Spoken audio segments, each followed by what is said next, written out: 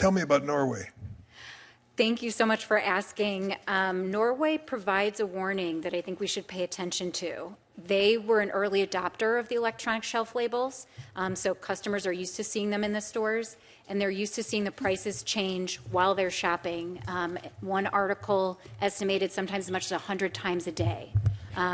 And what happened in Norway is that the Norwegian Competition Authority found that the three major grocery companies, which together control about 95% of the grocery market there, were essentially price fixing. Colluding. They were colluding to fix prices.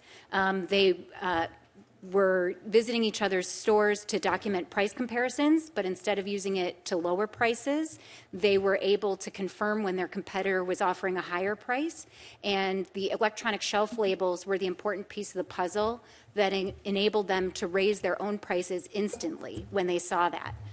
They were charged a record high fine that was recently upheld. And I think an important lesson there is that thankfully they had a very aggressive regulator in Norway that caught them doing this.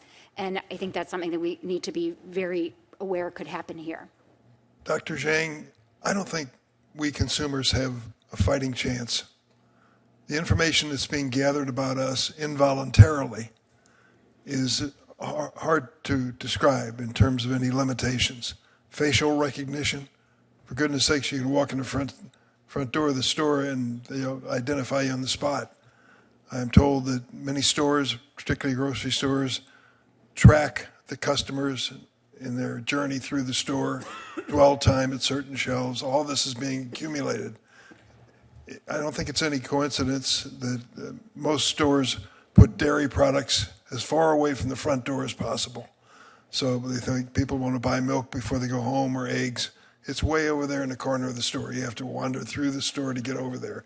It's all designed in terms of measuring and influencing consumer behavior. Does a consumer have a chance? I definitely think that consumers do have a chance, and the reason is because information is very, very important for the functioning of the economy. So, which basically means that firms do even need my to information, my personal information. Personal information. Well, the consumers consist of individuals, and so you have to collect individual information to really get to know the consumers in the market. I would say that that's the first case, and in order for the economy to function, you need to have the information. And of course, that once you collect the information, the firms, in fact, that would do everything possible, of course, not only serve the customers, in the meantime, they actually have to make some profit. Otherwise, they cannot survive in the marketplace. I don't really know if supermarkets are the most profitable business and in the world. I don't know how much profit they are making. If you look at how many the stores like that and close every year, and you would imagine that in fact that they probably have not used the information in a good way. Now, if I'm buying online, though, it's another story, right? You buy online definitely is a different story, and they can capture more information from you for sure. Yeah, they seem to read your mind.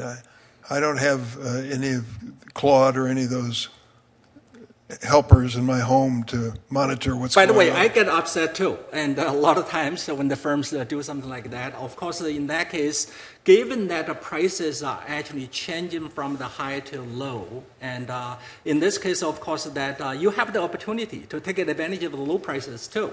So which means that consumers do have to sort of, consumers will be empowered and for their own agency and then to try to look for low prices, for sure, in this environment. Mr. Hedges, many years ago, many years ago, I walked into this room and sat down at the corner over there for Arlen Specter, who had a hearing on swipe fees and interchange fees. I'd never heard of them. I listened and understood that if I had a business, a restaurant in Springfield, Illinois, and I wanted to have Visa and MasterCard, I had to pay a swipe fee, a percentage of the cost of a dinner that I'm going to serve, and add that on to my cost. The consumer still doesn't know how much that is, by and large, and yet that fee continues to be charged, and most retailers will tell you it's a big piece of their profit. Is that fair? Is the practice fair? Is that the question you're That asking? there's no negotiation, take it or leave it, Mr. Retailer? Try living without Visa and MasterCard. See how you Sure. how you So, I retired from Visa about 10 months ago, and in my role as Chief Data Officer, I was not involved in interchange management and swipe fee management We're not practices. going to prosecute you. Go forward. Pardon me? We're not going to prosecute you. Go ahead. No, yeah. So I mean, I think, clarity regarding pricing ought to be the principle that's working here, and transparency around it. And I, wholeheartedly embrace all that, but I'm not really in a good position to talk about the pricing that Visa pursues because I was never involved in the management of it. Our hearing is about information being gathered and consumers paying a higher price because of it. That is our concern. I think Chairman's illustrated that pretty effectively. I think the same thing applies when it comes to Visa and MasterCard. I think there ought to be disclosure to the consumer about what you're charging in that industry, what you did charge in that industry with your former employer as part of it. Thanks, Mr. Chairman.